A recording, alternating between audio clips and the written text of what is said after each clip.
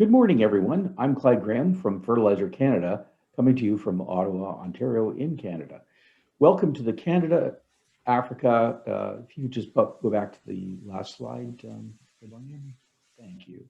To the Canada, Africa Forest Solution and Precision Nutrient Management online series, which is presented by the 4R Solution Project, the University of Manitoba, OCP North America, and Mohammed VI Polytechnic University in Morocco.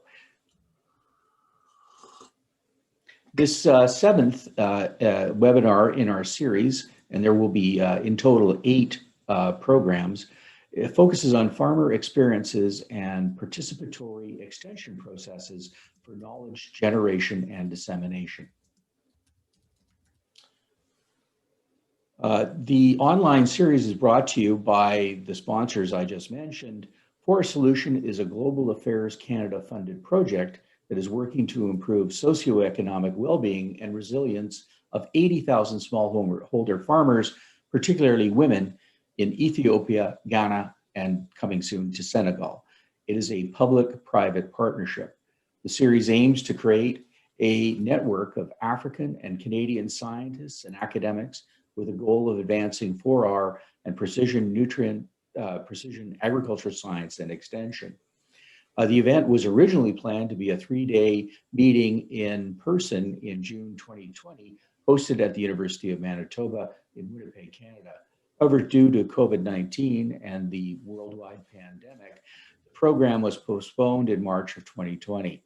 We've now moved it and redesigned the program to be fully virtual, and it is a series of 2-hour live webinars over 8 months.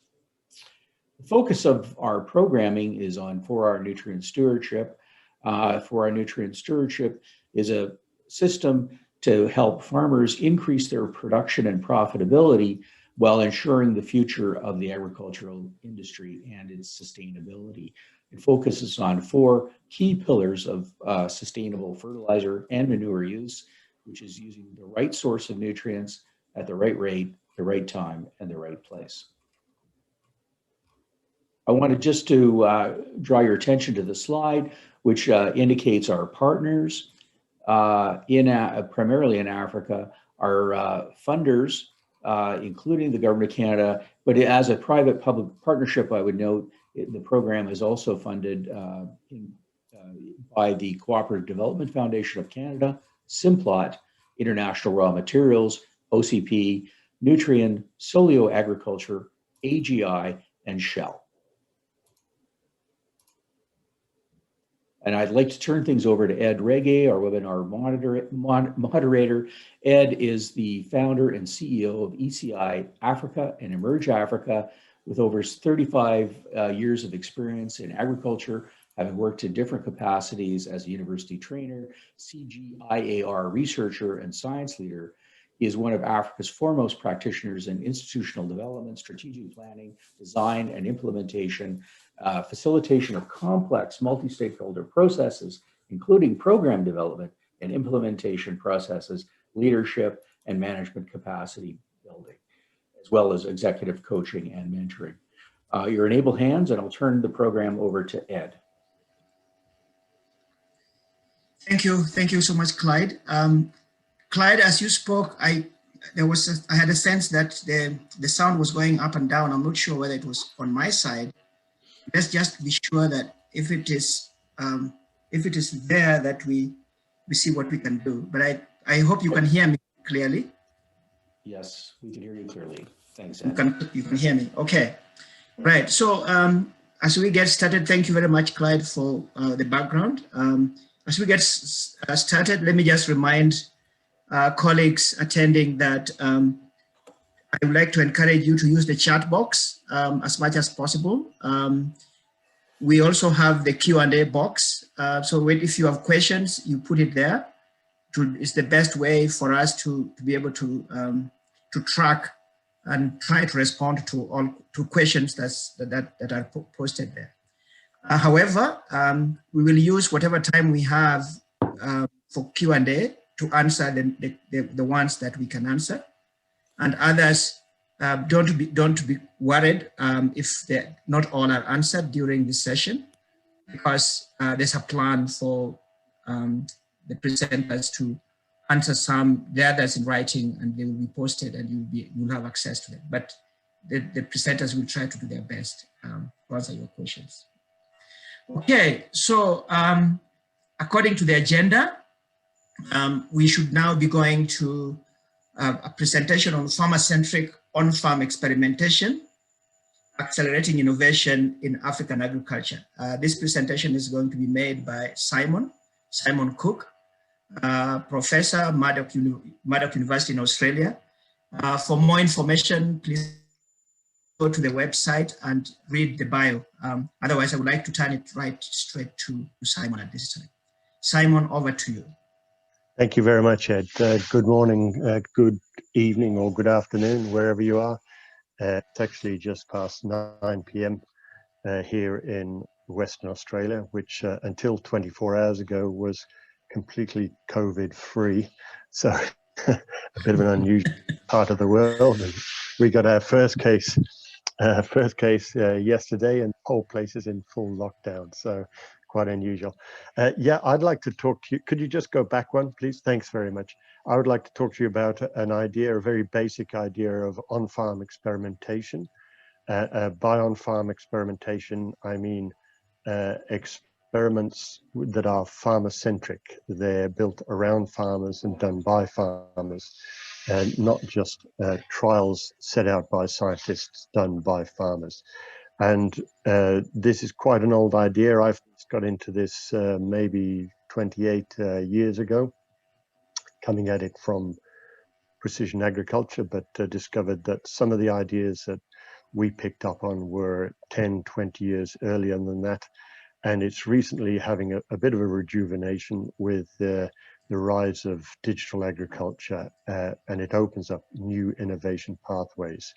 An important part of this is that it's not just an agronomic process. I was introduced to this from precision agriculture, but in actual fact, the second author there, Myrtille Lacoste, she is a social scientist as well as an agronomist, and has highlighted many of the social processes in that that are vital. Shamie, of course, we know from IPNI, previously an IPNI and now an APNI, and Matthew McNee, who is actually doing on-farm experimentations in the Falkland Islands with livestock of all places. Next slide, please. So very briefly, I don't want to spend too much time on this. I apologize in advance that it's mainly about concepts, but the concepts are around farmers as innovators. I'll briefly give a quick run through of some chief ideas. I will then describe some of the principles of OFE, some of the practices, how you actually do it, and then just spend 2 slides with some concluding remarks. So, history of some of the ideas leading up to on-farm experimentation as we know it. Well, on the left-hand side, we have some ideas that actually affect the purpose of on-farm experimentation, why you would do it. And we start off with the idea of innovation pathways. Tech transfer and knowledge transfer used to be very top-down. Now we understand that the process is much more democratic, and there are many more pathways to get change, leading towards exchange of knowledge between farmers and scientists, and farmers and learning loops. So this is about the complexity and the richness of learning processes. The next idea is about farming systems research that goes way back to the 80s and is now being regenerated as the knowledge and innovation systems.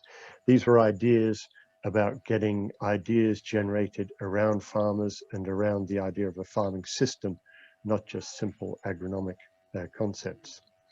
The next idea is about the importance of indigenous knowledge, and the reason I put this in is that it was a surprise to many that people, including farmers, would actually know a lot about their own landscape.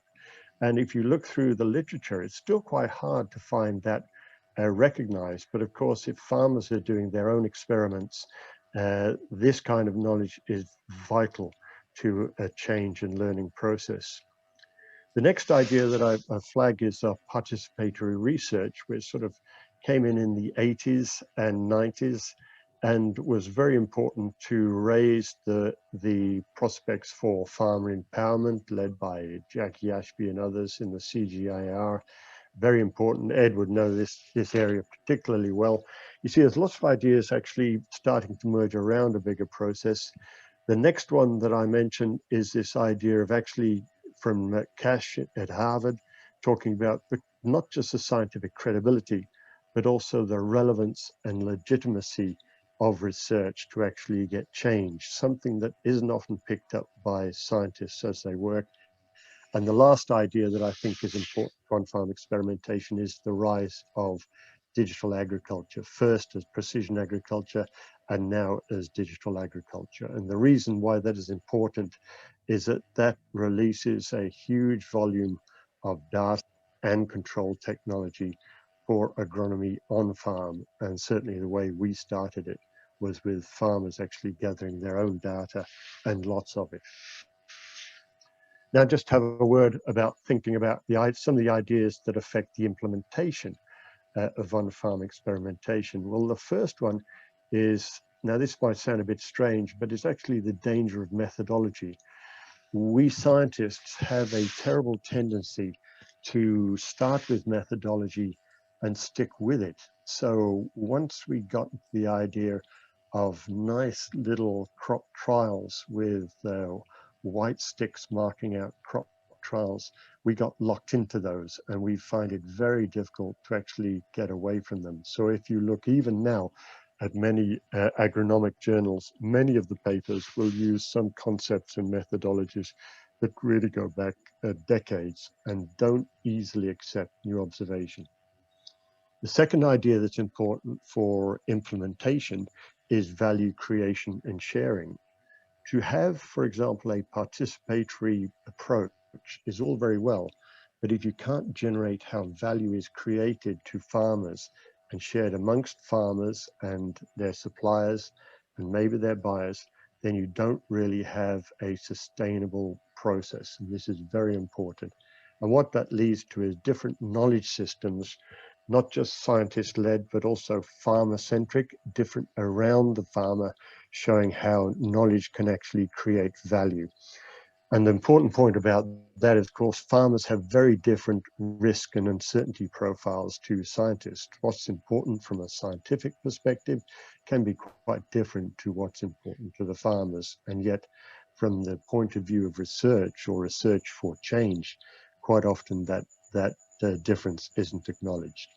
And the third point about this is actually institutionalized co-learning and the development of local processes. What we see as on-farm experimentation is a process of co-learning amongst farmers and scientists and amongst farmers with farmers or with their suppliers. And this is quite difficult to actually generate, but it's an ongoing process.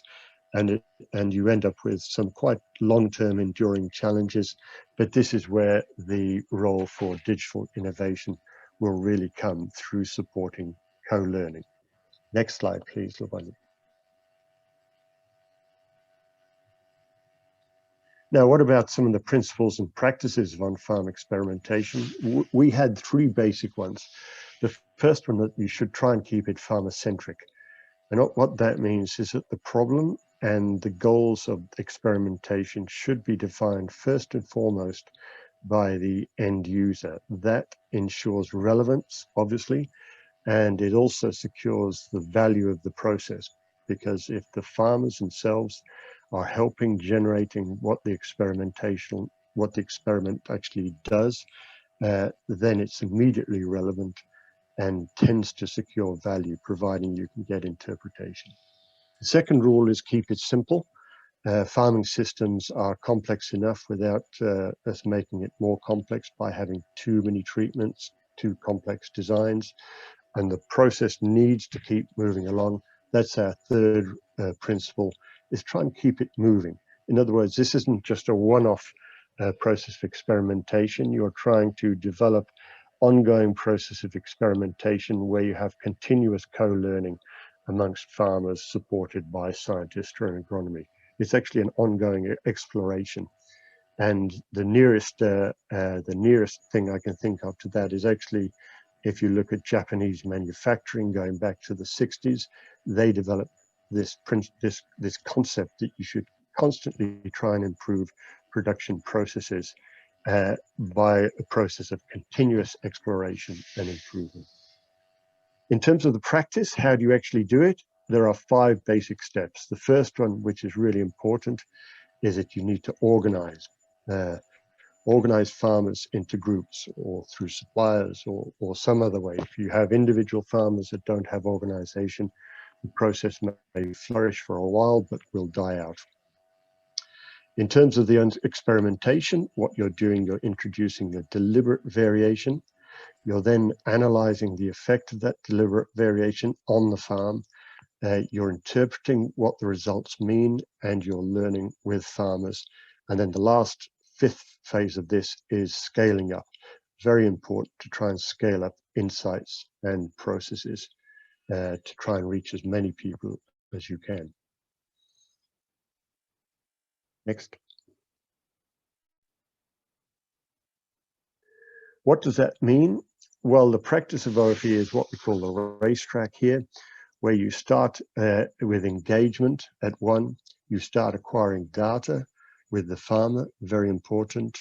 You then may start cleaning or assembling data sets, organizing them, and then you go through steps of analysis, the initial analysis. Often there's then a stage of follow-up analysis where you have further questions. You then discuss with farms and partners what they mean. You then go through a phase of trying to interpret the results, and then you go through a process of discussing what the results mean and repeating the process all over again. So this is a continuous racetrack. There's no stop and start. Once you engage with the process, you increase that, and we find that once you go through the first cycle of experimentation, farmers are interested in getting more. They will think of new experiments, and you start a process of continuous engagement and improvement, going from engagement, data management, analysis, and interpretation. Next slide, please. So the first example is from here in Australia. This is a very simple experiment that was actually put out by a farmer.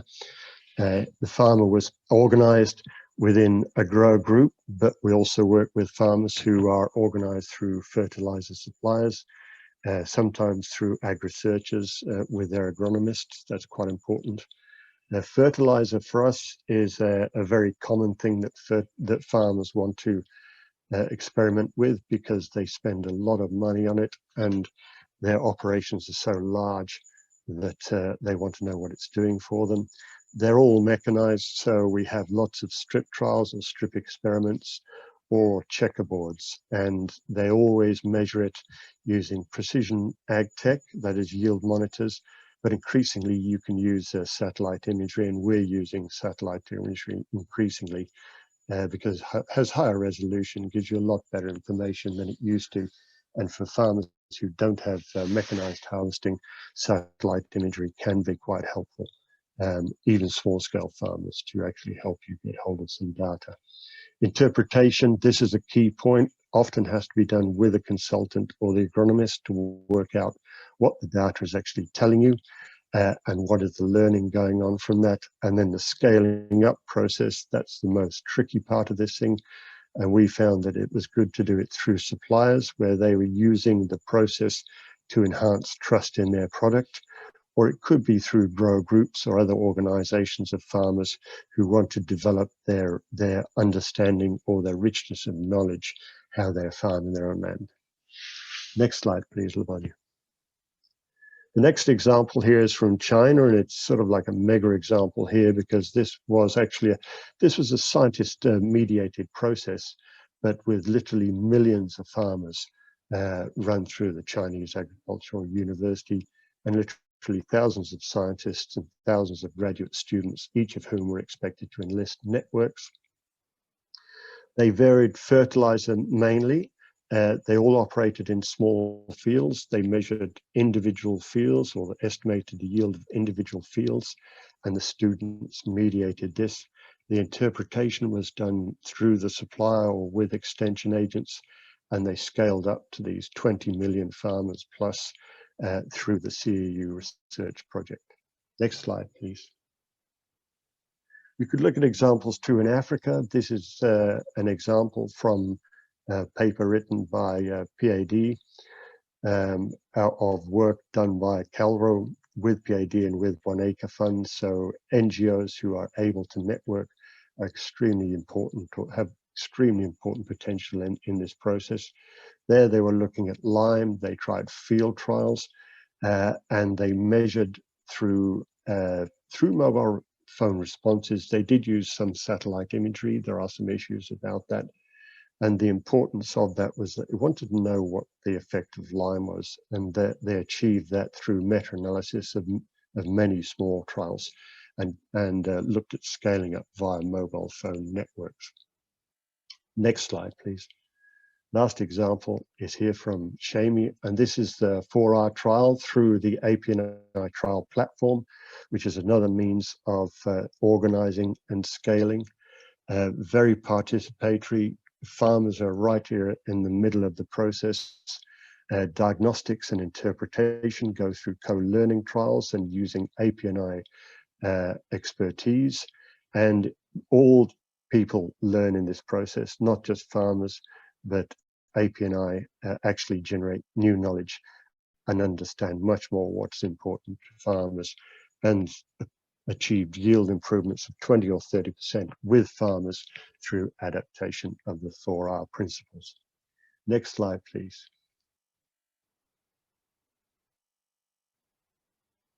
Here it comes. There we go. So some final remarks about this. Is a very quick run through. We don't have much time to go into detail, but what I do want to say is that OFE, we looked at this in Australia and found that it's being realized globally in the US, in Latin America, in Europe, in Africa, in some parts of Asia as well. It's being realized globally, different in different forms, but it does have those major principles that I mentioned that are being developed and recorded by Mathilde Post. We should actually see OFE as a complementary process, not as competitive with existing agronomy. But as I mentioned in some of the earlier remarks about the development of ideas, there can be some scientific and theoretical challenges about how you merge the importance of farmer-centric learning with the existing rich agronomic learning that already exists. And we find that's quite a challenge. We found that OFE is not at all new to farmers. We thought we would have to persuade them to do it. And in actual fact, we discover that almost 100% of farmers actually already do experimentation as a standard process of learning. What is missing is that the data that they need wasn't always available, and neither was the organization to enable the creation of value and sharing. So those are two important points that we now have. We now have new data available to make OFE much more realizable. In our case, we had precision agriculture technology, but throughout the world, there is increasing value from satellite imagery, reasonably high resolution satellite imagery that can help the process go along. And the important thing that we learned is that it's important to identify how value is created and how you actually share the value between farmers and amongst farmers, suppliers, and their support networks, because that's what makes it sustainable. And the final slide is that the most difficult part of this whole process is that it is truly multidisciplinary. It does require a broad multidisciplinary base that has some insight of 3 different domains. Most of us come at this from agricultural sciences domain, where we think that that's the whole answer. But what we understand now is that in actual fact, the processes are vital for this to actually develop into a value and sharing process through social sciences. And what we are now learning in recent years is the availability of data that was not available before in some instances, and that increases the certainty of processes through data analytics, but only if you actually include it within the process. So OFE actually combines all three of those domains. It is developing quite rapidly. Farmers seem to love it.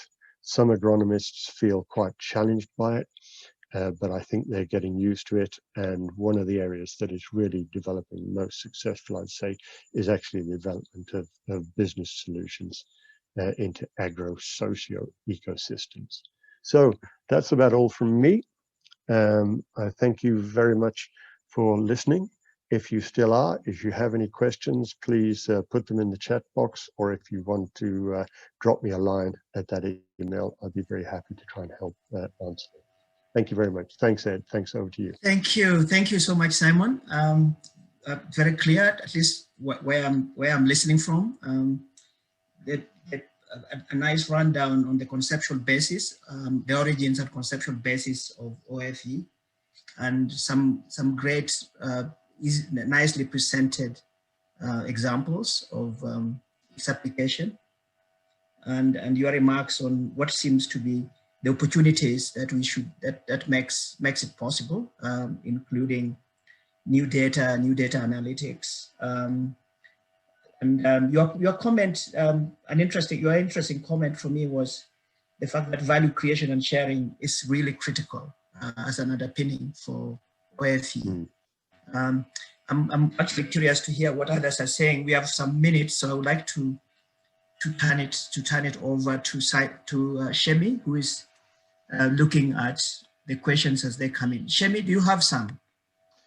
Yes, and the excellent, the excellent presentation has activated some interesting questions here for Simon. The first question is, Simon, it's a fundamental process question. How does OFE differ from the traditional participatory research methods? I think from our perspective, it's the value creation that's very important. The analysis and generating insights from farmers seems to create value that wasn't always present in participatory, early participatory research. It is a form of participatory, and of course it is participatory, but what we're trying to do is actually develop near business processes rather than processes that are reliant on external funding, and that certainly, I mean, they're very useful and very important, but they were often really still from the perspective of an externally funded process. And we're trying to get away from that to actually generate processes that farmers would find themselves useful enough to engage with, or suppliers, or some other group. We're actually looking from the business side of things to try and generate self-sustaining processes. So that's a key difference. Thank you.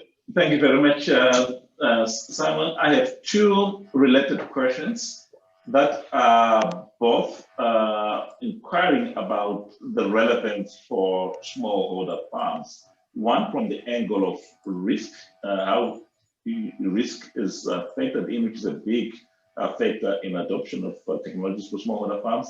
And then the second one is in relation to relevance in the scope of digital technologies that are becoming increasingly available. The first point about risk is very relevant and very important. The surprise that we got, and I think this is probably general, although you'd know smallholder farmers better than I would, my impression is that experimentation is the main process through which smallholder farmers actually learn. They try things, they observe things, and will try things. Therefore, what was missing was actually organization in a way that they could support one another's learning and actually support that learning within a scalable organization. The risk, from the risk viewpoint, well, they won't do an experiment that is too risky for them, and they may not be prepared to do some experiments independently unless other people are prepared to underwrite the risk. And so there are all sorts of ways of actually tackling that one to make it a sustainable process. But yeah, that's right. The risk profile is very important, and making it farmer-centric actually recognizes that you experiment within the limits of the risk tolerance from farmers. The point about digital technology, yes, that's very important. I mean, we hear today that we are in a digital agriculture revolution, and I think we are. But the main obstacle to adoption of digital technologies is in generating value for the ultimate users. And if we don't address that question first, we will see, as we saw in precision agriculture, a very limited adoption. On-farm experimentation is a way of doing what farmers already like doing, that is learning about their own system through experimentation, but using digital technology to improve the quality of analysis and, more importantly, the ease of analysis and collecting data, because I don't think, not many farmers really want to take a lot of time collecting crop yields or things like that. They will do so if they can be encouraged to. But if we can find very easy ways of measuring the performance of farming landscapes, then that's going to be a good use for digital technologies. Is that okay? Perfect. I think that covers the first set of questions. And if we have time at the end, we will provide the platform for additional conversation. Good questions. Thank you. Thanks, Shemi. Thank you. Thank you so much, Shemi. And thank you very much for those who asked questions, and Simon for your responses. This brings us now to the second presenter, Professor Ruth Onyango. Ruth has many credentials. I won't even dare try to summarize them. Let me just say that she's, among other things, the editor-in-chief of the African Journal of Food, Agriculture, Nutrition and Development. If some of you may be aware of that journal. But Ruth has been associated, she's the founder of Rural Outreach Africa. And I'm sure you will hear more about it because she has some examples of what they do. And she has been, for many years, associated with Sasakawa Africa Association. And again, I think she's going to indicate that relationship and give some examples also, I think, from there. So without further ado, I mean, if you want to read more about Ruth, the bio is on the website. I would like to now invite Ruth to walk us through her presentation. Ruth, over to you.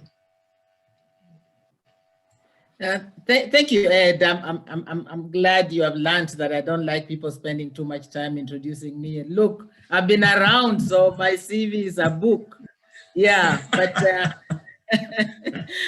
let me thank you all for involving me in this, for inviting me to make this presentation, and coming at the tail end of the wonderful work you are doing, and trying to see how universities can be at the center stage of transforming what we do within the agricultural sector, and something that I started to do a long time ago. Let me also thank Shemi for making some comments on the presentation. I passed this by him just in case I was off track.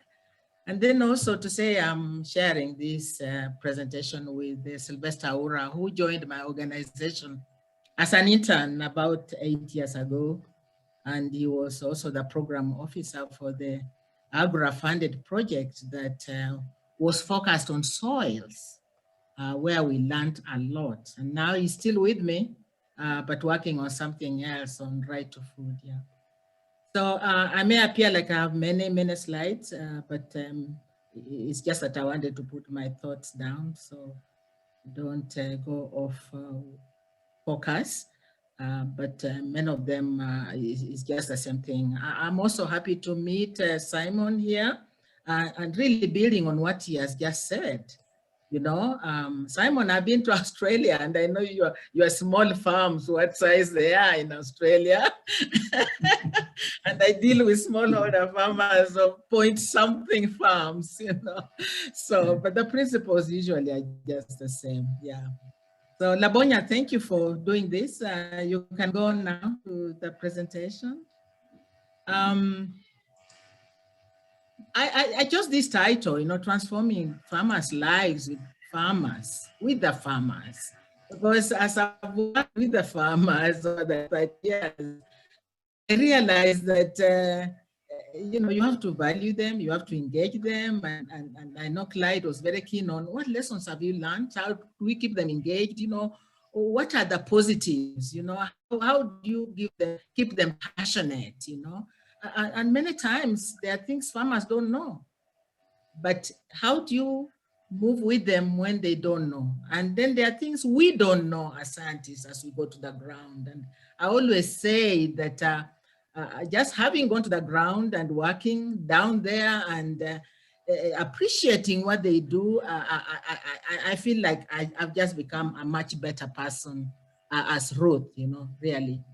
But the two organizations I've been associated with, one, I founded this rural outreach program after reaching mid-age and realizing that I hadn't achieved much and there was still so much famine, hunger, malnutrition in Africa. And what can I do, you know, to at least to make my own contribution? And so I got some funding to do action research, and I founded this organization way back in 1992, you know, and I still run it right now that I'm retired and use it to mentor many young people. And mostly in Western Kenya, really. That's just where I'm focused, in Western Kenya. And then there is the, later on, Sasakawa Africa Association, which was founded in 1986, actually looked me up. You know, they were founded in 1986 by the three gentlemen that you see, yeah, Roichi Sasakawa, who is late, and Norman Borlaug, who was the president. I now then stepped in and stepped in his shoes and started to chair this organization. He's late also, and then former president of the USA, Jimmy Carter, you know, who is now 96, and we continue to consult him. Yeah, move on, please, and next slide. And this Sasakawa Africa Association has been there for the long haul. Yeah, they have been there for the long haul. You can't even imagine how many smallholder farmers have been reached. And that's one of the points I make, you know. Donors come and with these short-term projects, and they just don't do much. You know? So be ready to be there for the long haul. Yeah. And it's been also on smallholder farmers, you know, one time in 15 countries, but right now just in 4 countries. And I think one of the countries is a country you are focused on already with this project, and that is Ethiopia. So we work in Ethiopia, we're in Mali, we're in northern Nigeria, and we're in Uganda as well, yeah. Next slide, please. And then, you know, I just looked at, you know, what lessons have I learned over time? For farmers, really, seeing is believing. They have to be there with you. And I think Simon made this point as well. Just telling them that soil health is important for crop yields is not enough. You know, when soil was still the primary soil, it was fertile, you know, they could grow things, they could do shifting cultivation, they could intercrop without really understanding what all this was doing. But they realized it worked, you know, and it worked well. But then, you know, you go to monocropping year in every season, and then you don't harvest, you know. So now we have to bring in the science. So farmers have knowledge of their systems and of some technologies. Researchers don't know it all, you know, and many times we have made mistakes we go to the farm and we act like we know it all. We can now tell you these things, and then you leave and nothing happens and you wonder why it didn't happen. So you see the woman tending her crop, it looks good. You see the harvest, you know, like the beans, it looks good. Yeah, next slide, please. And you see farmers here, both men and women. Yeah, I'm sure they are satisfied with what they see and they don't look malnourished. And then you also see what the harvest is and the value addition. You know, it's like a whole village event. You know, everybody's involved. After all, food concerns everyone. So I'm taking some of these pictures, courtesy of Sasakawa Africa Association from the different countries where we are. Next slide, please. Next slide. There again, you can see what they're harvesting. We have beans, we have cassava. Next slide, please. Here I'm just showing, you know, they are happy. They can see the harvest. Next slide.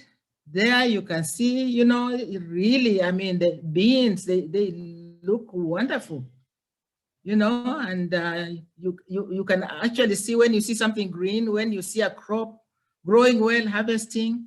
Here is cassava seed being transported for planting. Yeah. Next slide, please.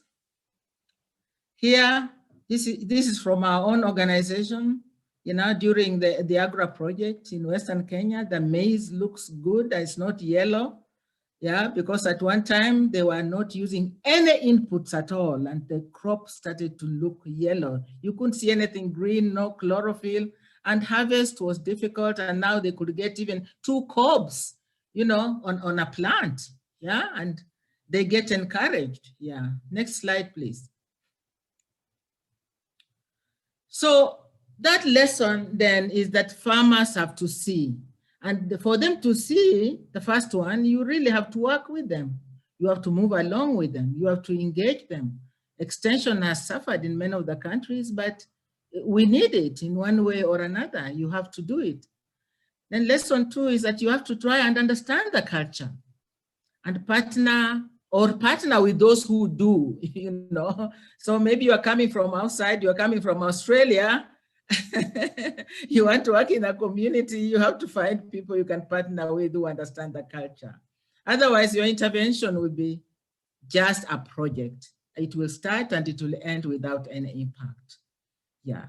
And then in addition, you have to show farmers that you value them. You know, many times we look on farmers as if they're ignorant, they don't know anything. We look at the way they're dressed, you know, and I found myself entering their homes, go to their houses, and maybe there's no seat to even sit on, you know. You have to take their dignity into account, yeah?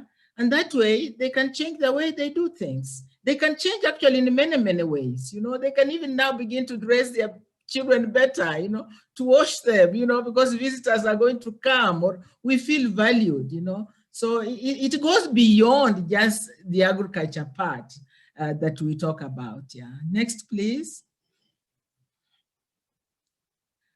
And good fertilizer use practices is that farmers have to appreciate. It's not, they have to understand that that's a science, actually. That's a science, it's a technology. We have to teach them how to do this. And I remember as I worked in Western Kenya, I had to go back to how my mother used to be taught to make manure. So we started now to introduce manure making, you know. So the fertilizer must be there, but at the same time, there's the synthetic fertilizer, you know.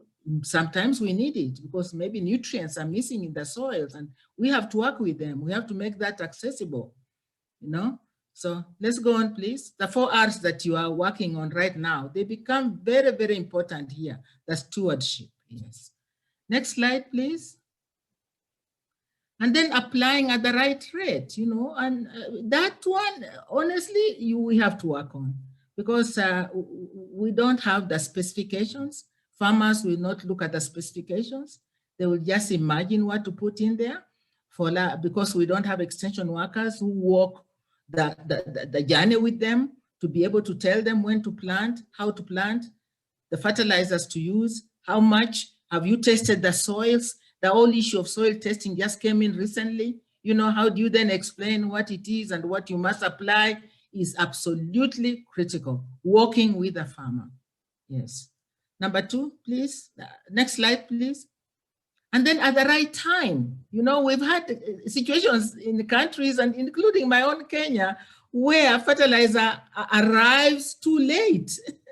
Too late, you know, it is seasons, you know, we plant seasonally. So the season is not going to wait for you. So when do you apply what, you know, right from the beginning, you know, top dressing. Yeah, if it's, all these is just held up by bureaucracy at the port or bad distribution, then it will not really help the farmer. And we've had many times where farmers are crying that we don't have inputs at the right time. So delays don't help at all. So right timing is absolutely critical. Yeah, please, next slide.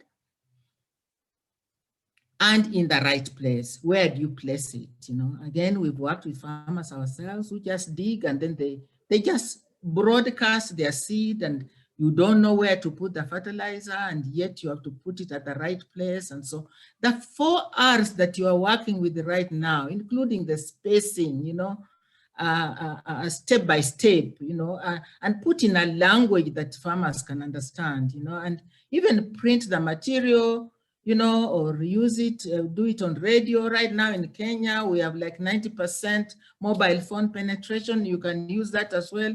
We are trying to see how effectively we can use that. These are things that we have to work with the farmers on. And once one of them maybe or 2 understand, then they can also lead the others. Yeah. Next slide, please. So these good agronomic practices can only be effective if farmers are guided in implementing them. Yes, we respect them.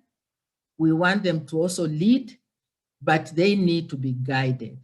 And we need both government and non-state actors to be able to do this. After all, our food is derived from this farming, and we need farmers who can feed both themselves and also be able to have extra to sell.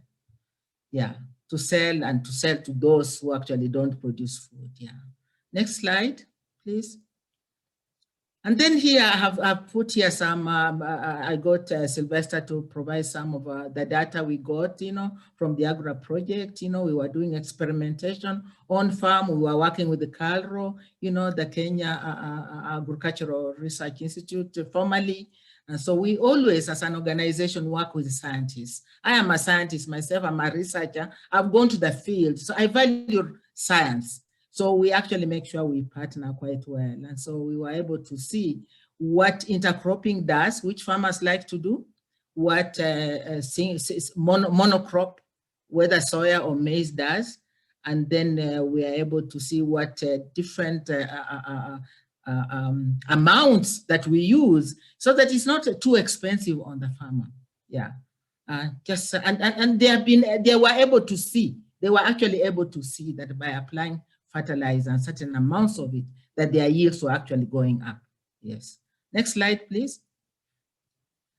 And then we were also able to compare with what's going on in other countries, you know, the more advanced countries, those who produce the grain, the main grain producers of the world, USA, Russia, Argentina, Ukraine, and you can see we are still very behind in terms of yields, you know, but we can do it. And I know we keep encouraging our farmers, yes, we can do it. So you might get an occasional farmer who does very well, you know, produces to this amount or even much better. So it can be done in this climate and on this continent, yes. And next slide, please. Then we had also the soybean data. Now we have introduced soybeans, and soybeans for us is not just for animal feed, but soybeans also for human feed. And so we can diversify the way we actually use soybean. And so we are really encouraging it and using manure, but at the same time also using biofix and teaching farmers to do that. And many of our farmers right in our organization are used by the Ministry of Agriculture to teach other farmers. And you know, they feel empowered that way. Yes. Okay, next slide, please.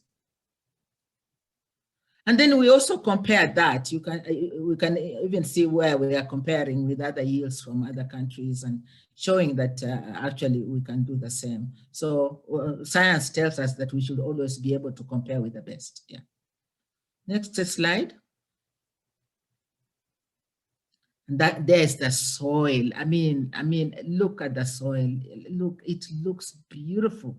It looks beautiful. One can imagine. I mean, what are they thinking as they touch it and as they look at it, and they are going to put their crop there and it's going to come out nicely, you know. So we have to teach them to value soil, what soil needs. Soil needs nutrients just like human beings needs nutrients. When crops come up, what is in there, what is essential is also what our bodies will also get. So we have to make all these links. Soil health matters, and that's where healthy food comes from. So we have to keep actually preaching that message. Yeah. Next slide, please.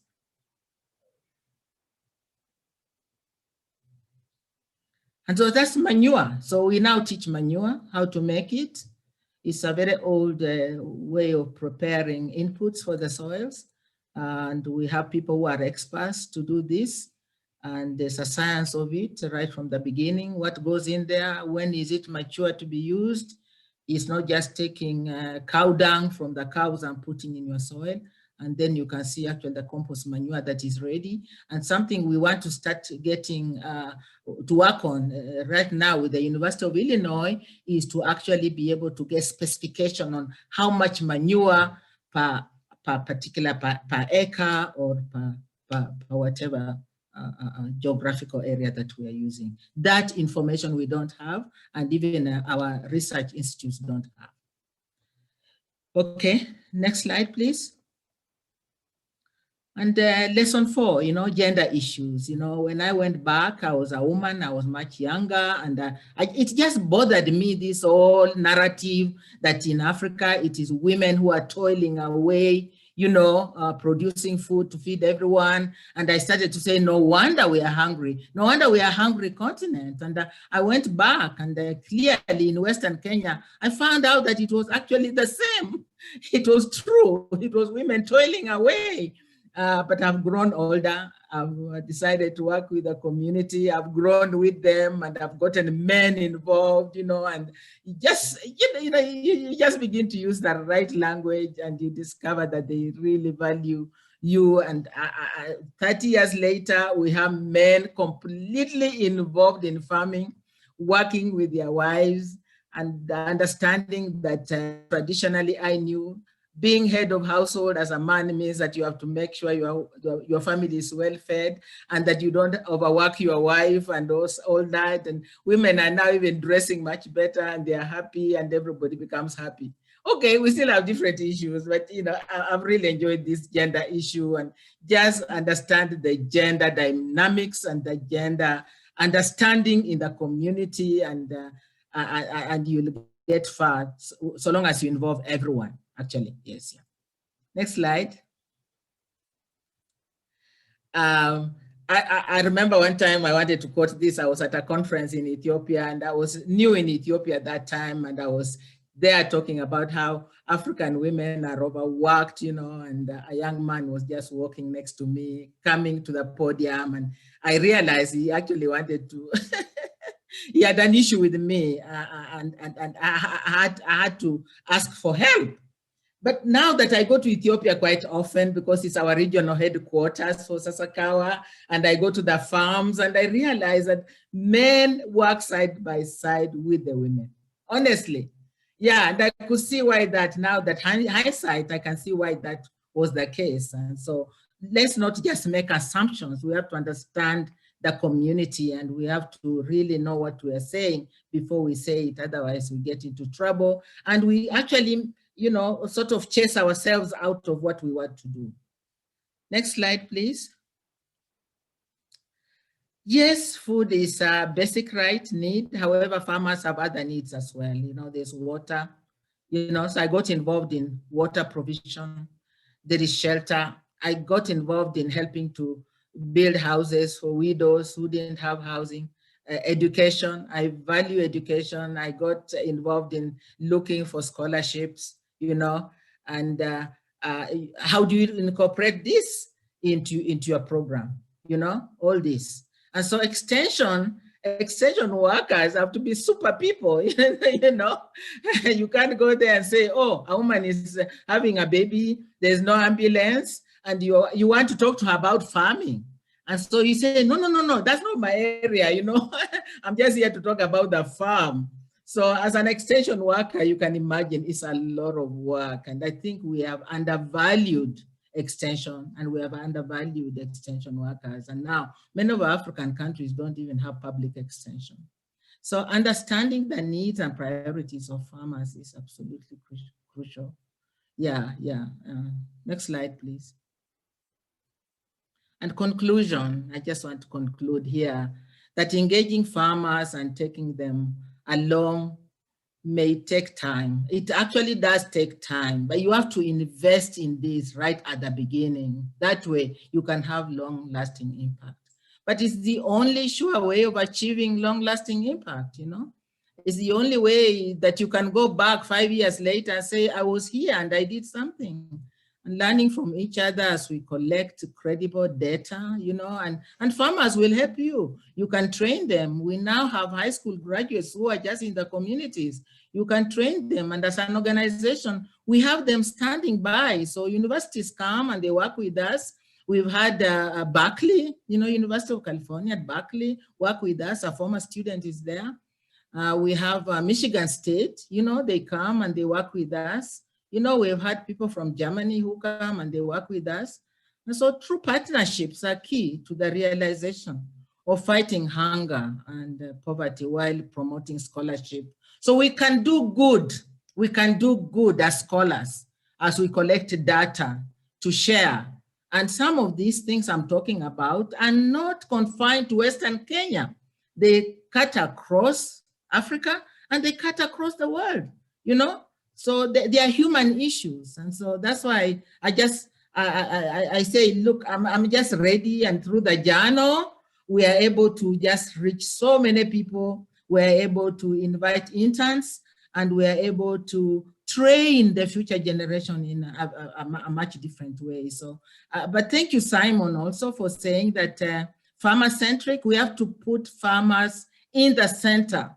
And the same way we value them, they'll actually value us. And we have to understand what is it we want to achieve. We want to achieve better lives for them.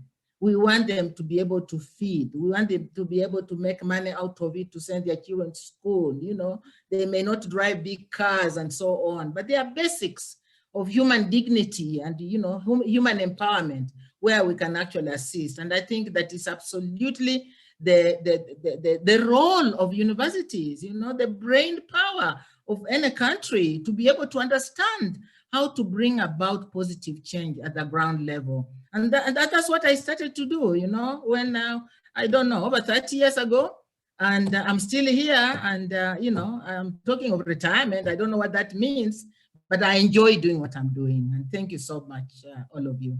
Thank you for involving me in this, yeah. Thank you so much, Ruth. Really appreciate. You've walked us very systematically through the 5 lessons that you've learned over time. That for farmers, seeing is believing. That as researchers, we should try to understand the culture of the system, or if we don't, we should partner with those who do. And we should try to show farmers that you value them, that they're valued. You've talked about some good examples, including actual results of good fertilizer use practices based on your experience. You've flagged gender dimensions in communities and in farming communities and its importance. And you've said that food is a basic right and a basic need, but farmers have other needs that we should always be aware of. You've concluded that engaging farmers and taking them along with us may take time, but that it is the only way to achieve sustainable impact. And with that, I would like to open the discussion, the the presentation for discussion. And Shemi, over to you. If you could just start with the questions that you have in the chat, the question Q&A or chat.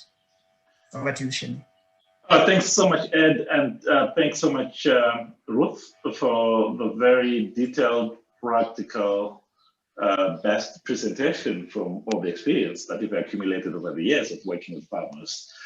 The first question, Ruth, got probably to the core of the intervention and how we can come in as researchers to help move the farmers to the next level.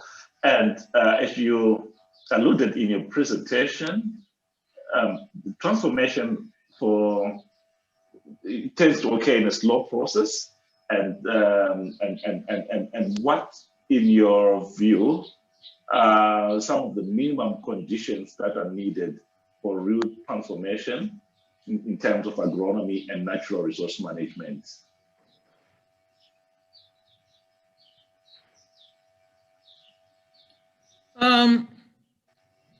That's a difficult question. You know, where I started initially,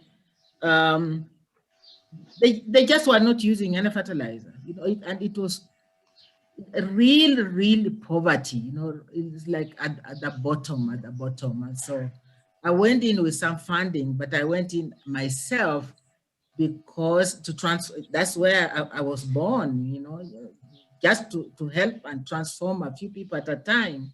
And for that particular area, imagine there were many times I wanted to just leave, you know. You see problems, but people don't see the same problems, you know, and you know their problems, and you focus on children, they don't want you to. But imagine it was not until like 15 years later,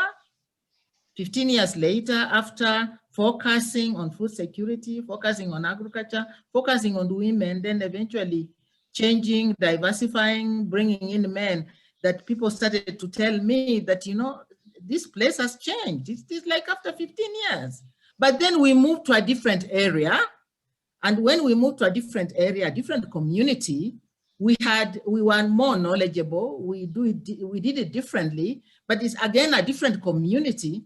And within 3 years, we started to see real change. So it depends, actually. It just depends. That's why I say just understand where you are. In some places, it will be shorter. In some places, it will just take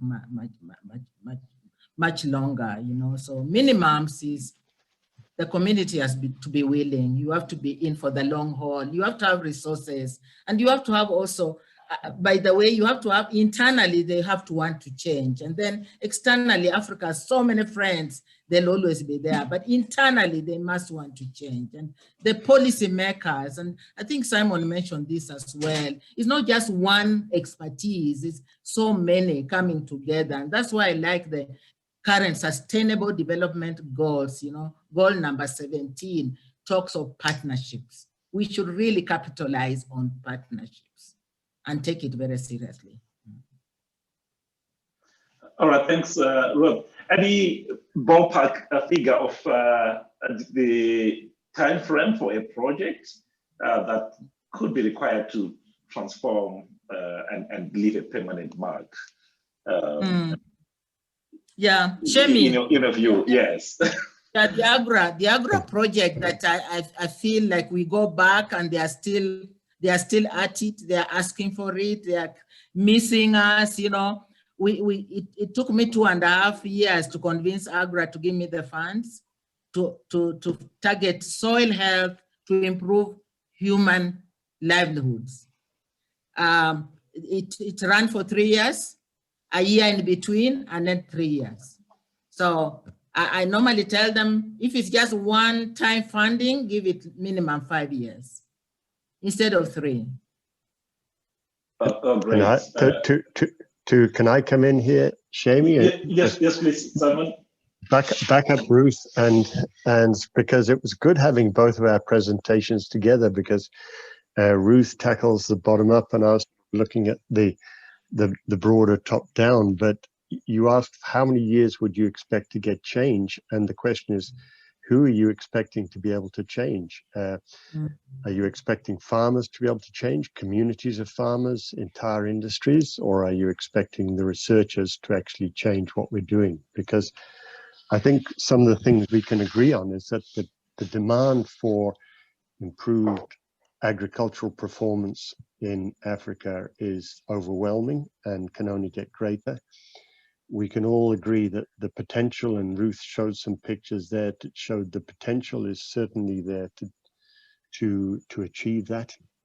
We know that science is going to be needed to achieve this transformation, but what we seem to be struggling with are processes to actually achieve changes and install changes that are self-sustaining and scalable to actually achieve the kind of impacts. And that's where we seem to be at this point. And I see lots of encouraging changes. I see encouraging movements in large NGOs in their ability to organize and actually get this kind of scale effects. But what it seems to me is that the science is some way behind that at helping us to explain how and what those changes should be. So I think it's down to us, Shami, that we've got to improve our processes somewhat.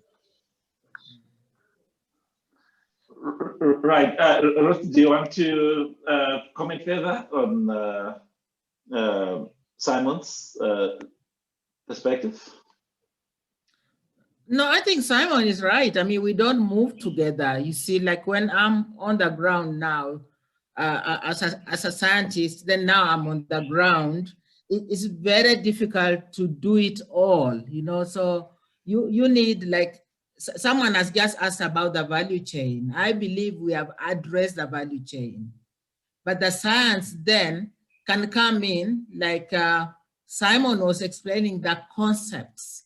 If someone like Simon sat with me, he would actually be able to come out with what I've done over the 30 years along the value chain and be able to point out those points of change, those stages of change, and how long it has taken, you know?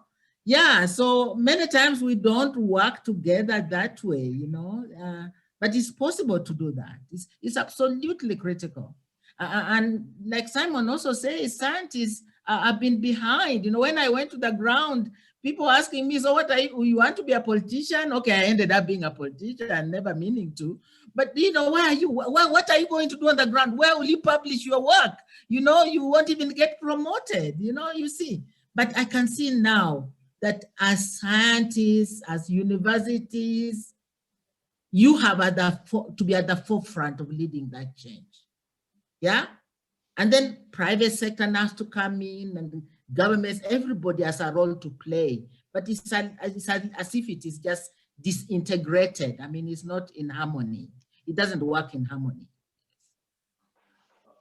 Oh, great. I think you have covered well the question on the value chains. I think with clear recognition that it's not just one silver bullet technology, one intervention, but we have to look at the socioeconomic, the value chain context, the policies as well are very fundamental in ensuring that whatever technology we bring at the biophysical entry point, you know, yes, the relevant supporting mechanism to achieve the impact that is necessary. And just going back, Ruth, to the comment by Simon in the chat box, the direct in-person extension services tend to be very, very labor intensive. And based on some of your experiences, you know, working with different extension models, what's your point on how we can more cost effectively and more rapidly reach millions of farmers and in a co-learning engaged process?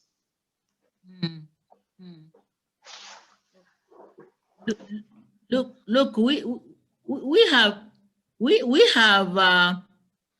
increasingly younger farmers, younger people going into agriculture, and they are using e-extension at Sasakawa level.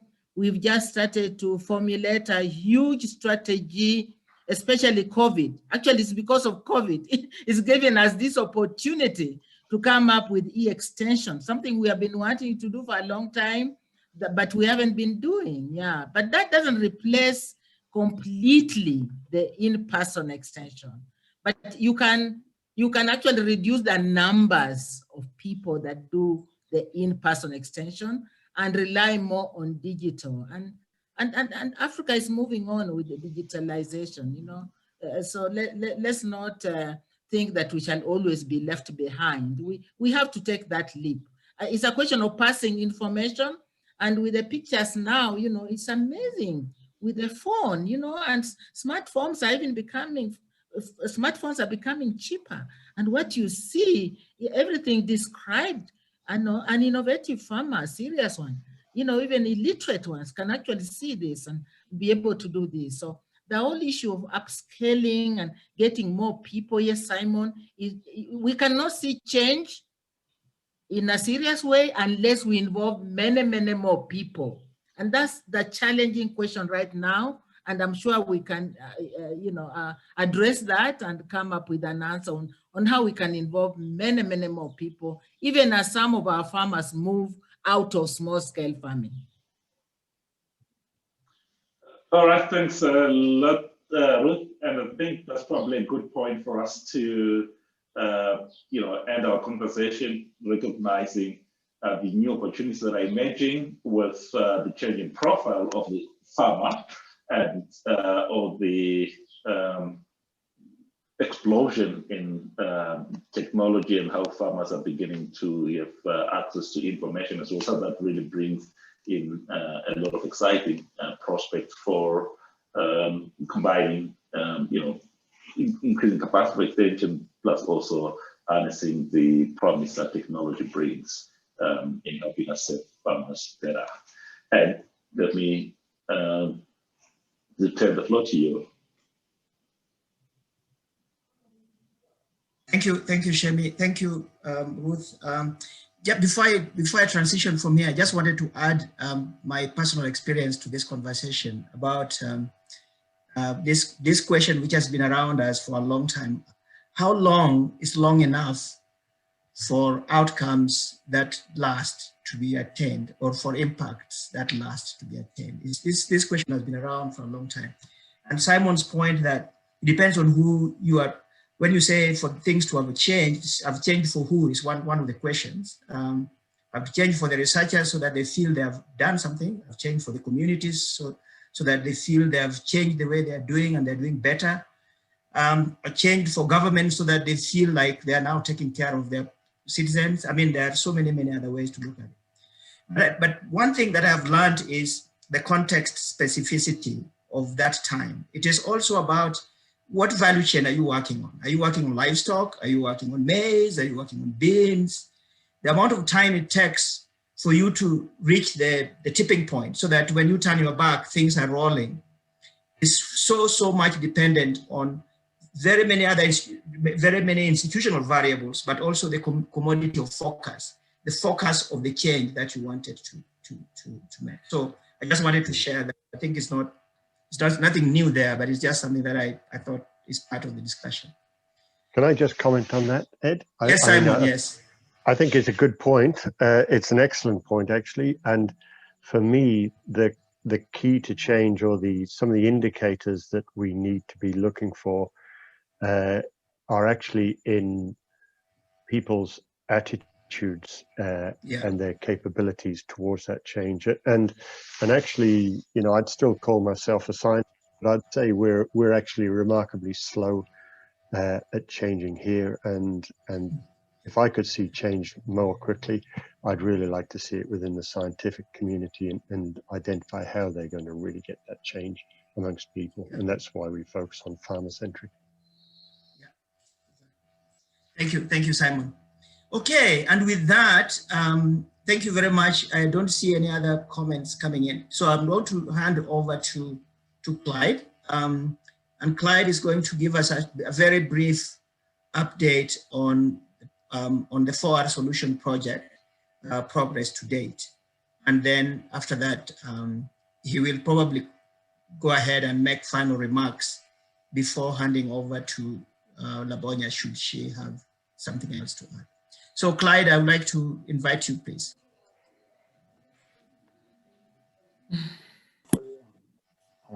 Okay, thanks very much, Ed. Really appreciate that. And Ruth and Simon, I thoroughly enjoyed your presentations. I thought they,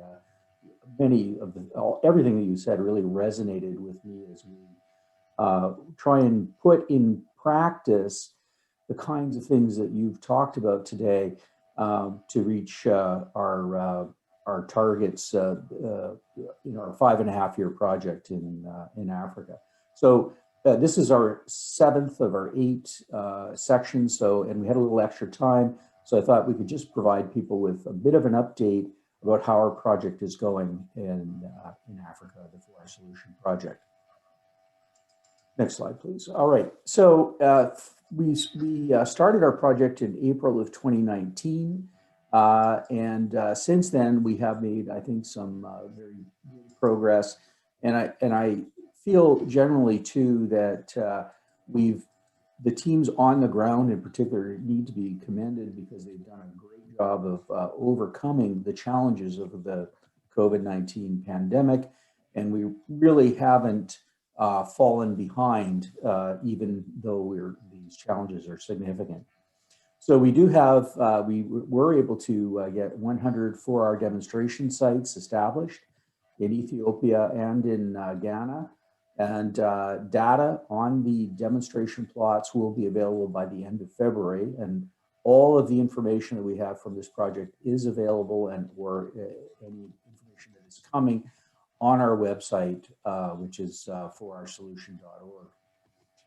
We have 4,000 farmers engaged, 47% of them women, which is critically important for the project because our target is to have at least half of the women, of the people engaged in the project to be women.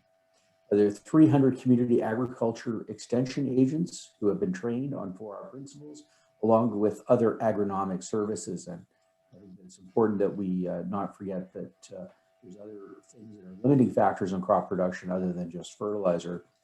12 regional cooperatives have been formed. 750 farmers have received improved seed and fertilizers through those cooperatives. And as well, we are looking at all aspects of the modernization in the communities where we're working. So 254 village savings and loans associations have been formed with a total saving of equivalent of $104,000. So next slide, please. And one of the things I'm actually the most excited about is the 2 national advisory committees that have been formed in Ethiopia and Ghana to engage key stakeholders in each country in the 4R advocacy program.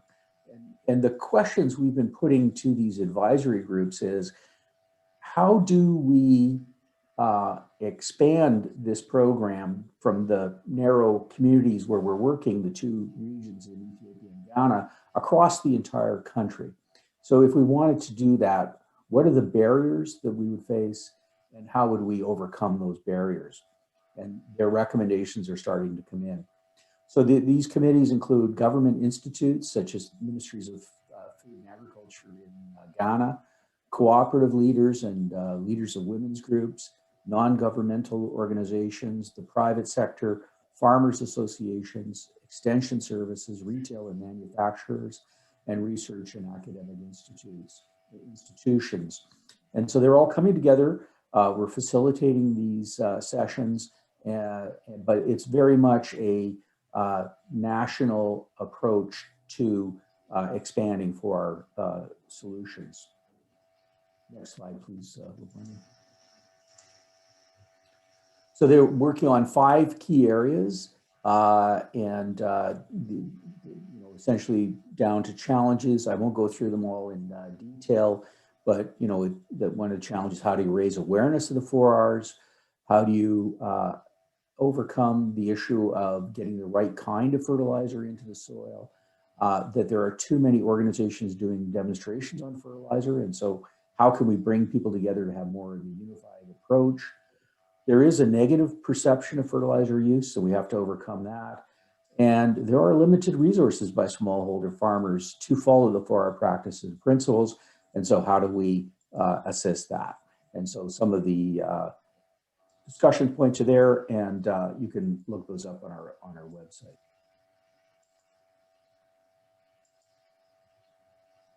So that's just a bit of an update. I think the other thing is that that was, I think, very gratifying for me was that when the pandemic did strike, the government of Canada had funding available for assistance in Africa.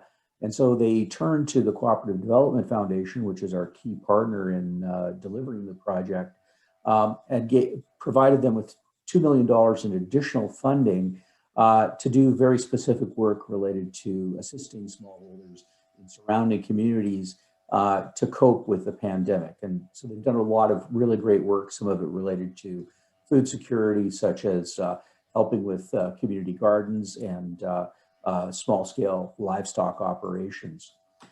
So that said, we'd like to talk about the 8th and final webinar in this series.